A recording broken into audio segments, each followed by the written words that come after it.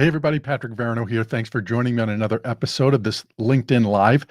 And as I mentioned yesterday when I put out the post, this one is on quiet quitting and what are the consequences? And I think there are consequences to both an employee that quietly quits as well as to the organization that really has those employees that have quietly quit. And I want to start first with probably what's talked about the most, and that's how does it impact the organization? And uh, to me, over the last 2 decades, I would say if you look at work by Gallup and other organizations, Press Ganey, around evaluating employee engagement, to me, I don't find quiet quitting all that much different. There might be some subtleties, but I think we've sort of repackaged an old an old issue that's been going on for a long time, and that's that roughly 2/3 of an organization would say themselves that they feel either disengaged or that they're actively disengaged. And you only have about a third of an organization's population, employees, that would say that they're actually engaged. Well, what's the impact that that has on an organization, this quiet quitting? And I think there are a number of things that we can look at. One is absenteeism. In a lot of the work that I do in healthcare, we talk about it in terms of call outs. So the other is turnover, right? People just leaving organizations. And we've certainly seen a lot of that lately, right? This is the great resignation that we hear so much about. Other areas that we might experience quiet quitting or the negative impact of it is quality defects in organizations. If people really are doing the minimum, and aren't really involved in what they're doing, then the quality of the work is not going to be that great. So we're naturally going to run into issues in regards to quality defects. Now, this actually has been shown to happen in regards to patient safety as well. That when we have disengaged healthcare workers, that the rate of potential problems increases when that happens. Theft is another one that we see more of in organizations that have more disengagement, more quiet quitting, let's call it that. I think theft can look differently in different organizations. If I'm in a retail organization, maybe I feel I'm not being paid right, I'm not being treated properly, so it's almost as though there's a justification that I'm going to take some of the product here. Now, in other organizations, maybe it's altering um, time cards or the amount of hours worked, or it's working with, let's say, expense reports that you sort of pad mileage or do different things to say, well, basically, I'm not being paid enough, I'm not being treated the right way, so I'm just gonna add it to my mileage, right? There are different ways that theft demonstrates itself. Now, a lot of the work in regards to disengagement looks at this from the standpoint of, well, where does it come from? Who causes disengagement? And a lot of the research would suggest that about 70% of the disengagement is the direct result of who you work for. That manager, that boss has that much influence over your engagement within the organization. And I've been in those situations, so I don't doubt that that's the case. But I think that we need to take responsibility for it as well. And that's really the consequence to this, and I'll talk about that toward the end. Well, what is the consequence to the employee, that quiet quitter? Well, I think bottom line is it's self-esteem, right? If you're sort of doing the minimum, right? I'm just gonna show up for 8 hours out of the day minimum, and I'm just gonna try and get by. I think that impacts that plays on or weighs on our self-worth, right? That we're showing up and really we feel like we're just sort of muddling through things and God, I can't wait till the end of the day or TGIF or whatever that is. That's a sad place to be, I think, from a standpoint of self-worth, because I don't think really anybody wants to just show up, right, and exist in their workplace. I think we need to take more responsibility for if you're not happy where you are, rather than quietly quit, find someplace else to go. And I've been there, right? And I worked for an organization that, right, I got paid really well and it was really comfortable. And there were a lot of people that say, well, you're not going to be able to find this anywhere else. And I had to deal with that, right? That to me, it wasn't worth it anymore. And when I work in organizations, I might be working with somebody that's unhappy being in that organization.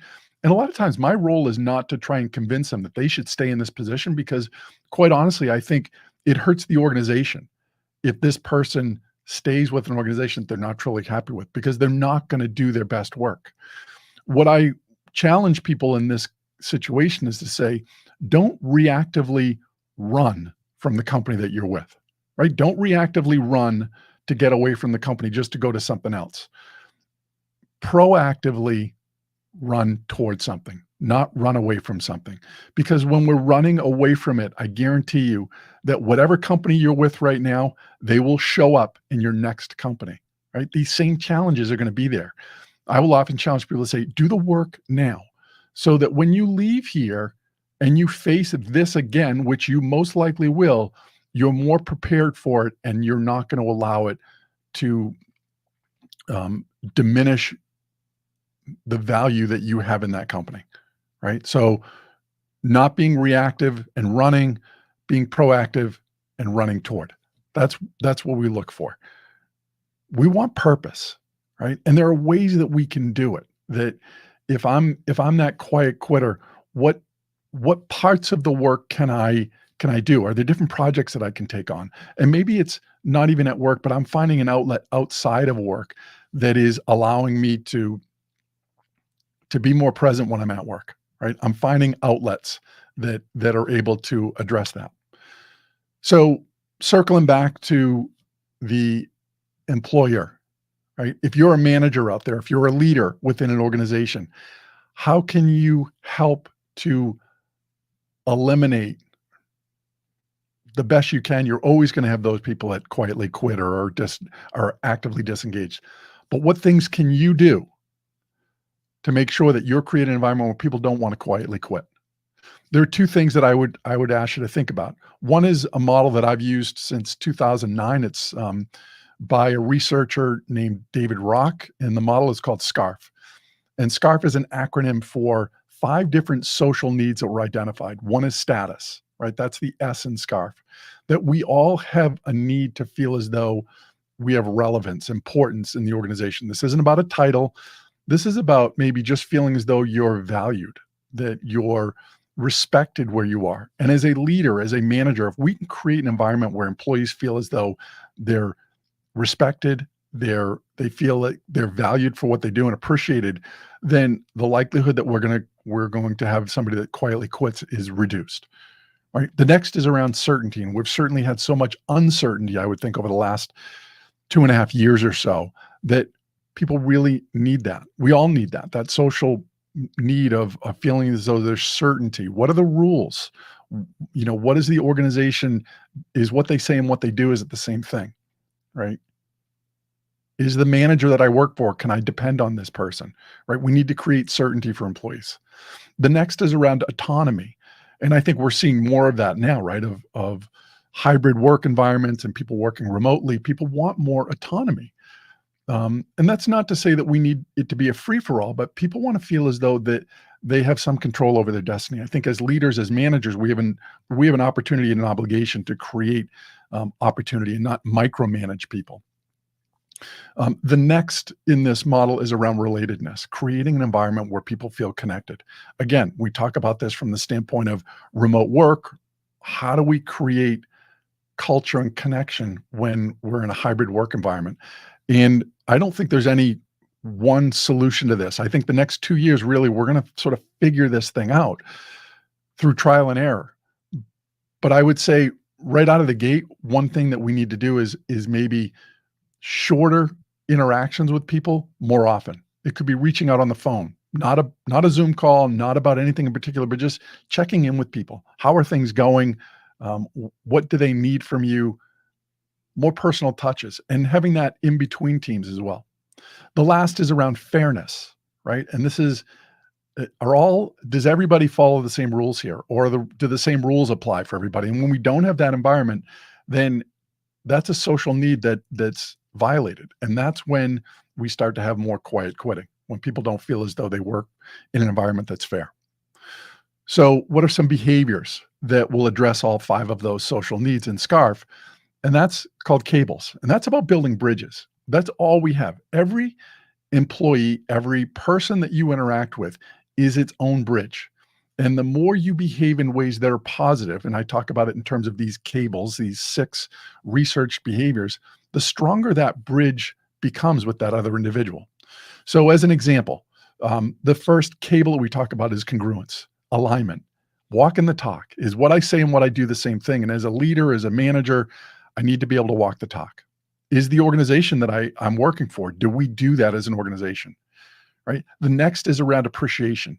Do I recognize people for who they are? But do I also recognize people for what they do? And recognizing people for who they are really plays into this whole theme around diversity, equity, and inclusion. And the first part of that around diversity is appreciating various perspectives, where people come from. So important for us to be able to do. Next, in appreciation is recognizing people consistently for the effort, the work that they are putting in. I think that's vitally important for us to be able to do. The B in the cables model is around belongingness. It plays into relatedness as it relates to SCARF.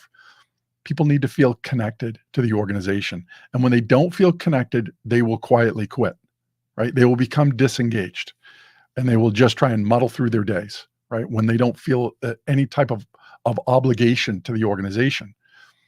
So important for us to be able to create a sense of belongingness for people. The next is around listening.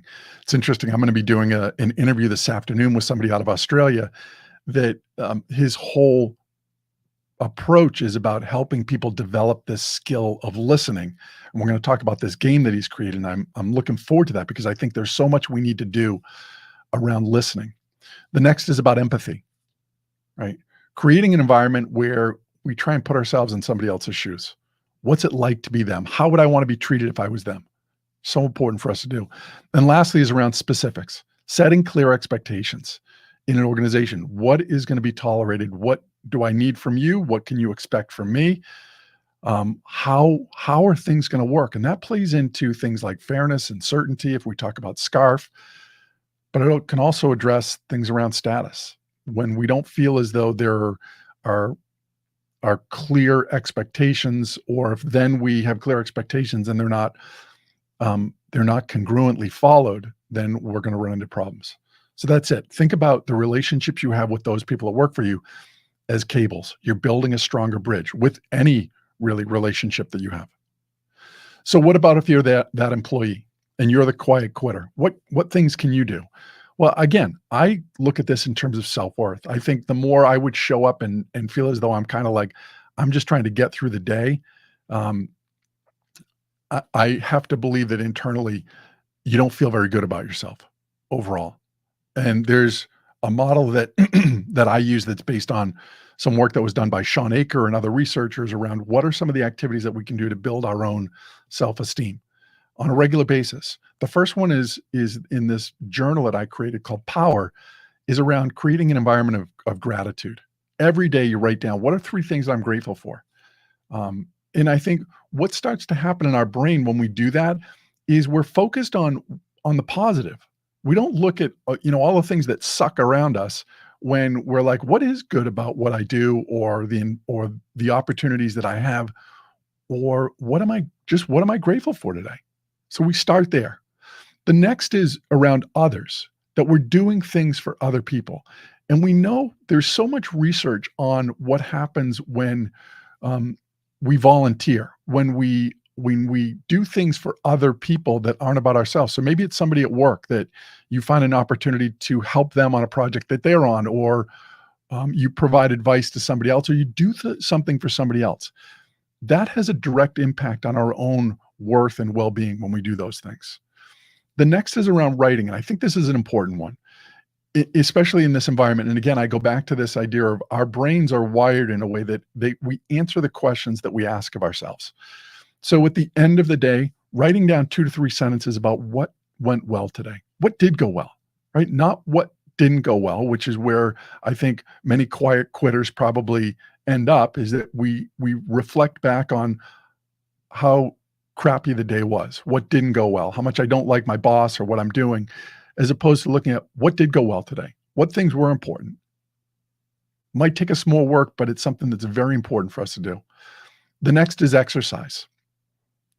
In the 21-day happiness challenge, it was 10 minutes a day that people had to find some place to do exercise. And there's so much research on the value that exercise has for us in terms of our own personal well-being. And again, I think it's a release for us. If I'm stressed at work or anything else is going on, that to go and exercise, play a sport, do something physical helps to really activate a lot of different neurochemicals in our brains, norepinephrine, serotonin, dopamine, all things that are very important for us. The last is around relaxation. And this is about finding just a little bit of quiet time for us where we can maybe focus on our breathing just for a couple minutes or reflect back on being present in the moment, how important that is. So you can see here that there are consequences on both sides, right? And an organization certainly has the consequences of quiet quitters that it costs them money, both in terms of lost work and potentially lost product or services. It also costs the employee that's quietly quitting in terms of, I think, just a sense of purpose and self-esteem. Both are responsible for creating an environment that's better. Not one or the other, but both need to step in on this. If you're the manager, the leader, you need to do a better job of creating those bridges that people want to show up.